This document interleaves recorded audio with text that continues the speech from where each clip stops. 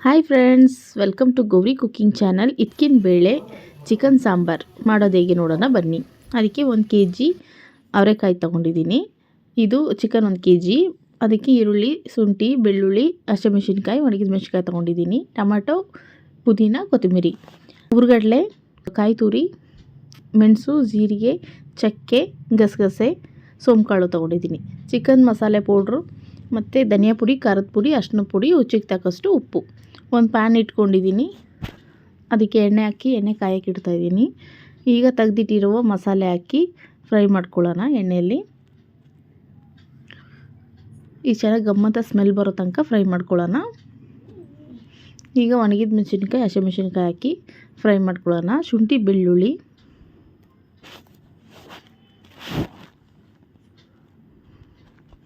ಈಗ ಈರುಳ್ಳಿ ಹಾಕ್ಕೋತಾ ಇದ್ದೀನಿ. ಈರುಳ್ಳಿ ಫುಲ್ಲಾಗಿ ಏನು ಫ್ರೈ ಮಾಡೋದು ಬೇಕಾಗಿಲ್ಲ, ಅರ್ಧ ಫ್ರೈ ಆದರೆ ಸಾಕು.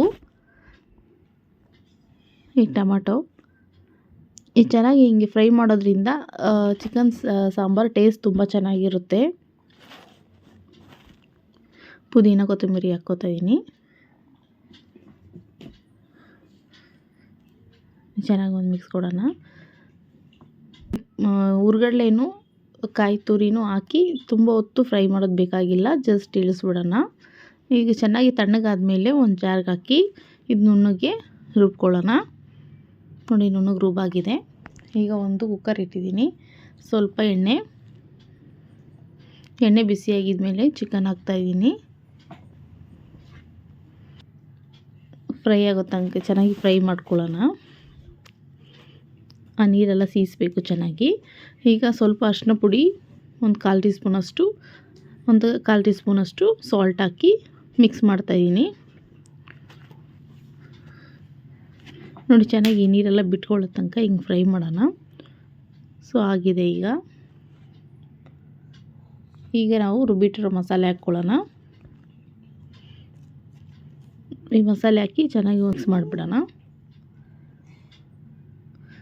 ಒಂದು ಮುಚ್ಚಳ ಹಾಕಿ ಮುಚ್ಚಿ ಎಣ್ಣೆ ಎಲ್ಲ ಬಿಟ್ಕೊಳ್ಳೋ ತನಕ ಫ್ರೈ ಮಾಡಿಕೊಂಡು ಮಸಾಲೆ ಸಲ ಹಾಕ್ಕೊಳ್ಳೋಣ. ಖಾರದ ಪುಡಿ, ಧನಿಯಾ ಪುಡಿ, ಚಿಕನ್ ಮಸಾಲೆ ಪೌಡ್ರ್ ಇಟ್ಟಿದ್ದೀನಿ.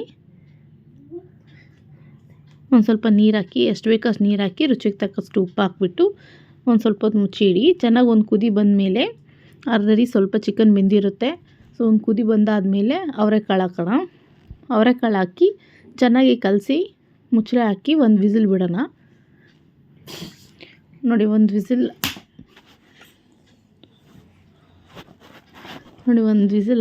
ಆಗಿದೆ. ಈಗ ಓಪನ್ ಮಾಡಿ ತೋರಿಸ್ತಿದೆ ಹೇಗಿದೆ ನೋಡಿ. ಈಗ ಚಿಕನ್ ಸಾಂಬಾರು ರೆಡಿ. ಮುದ್ದೆಗೆ, ರೈಸ್ಗೆ ತುಂಬ ಚೆನ್ನಾಗಿರುತ್ತೆ. ನೀವು ಟ್ರೈ ಮಾಡಿ. ನನ್ನ ಚಾನಲ್ಗೆ ಹೀಗೆ ಸಪೋರ್ಟ್ ಮಾಡಿ.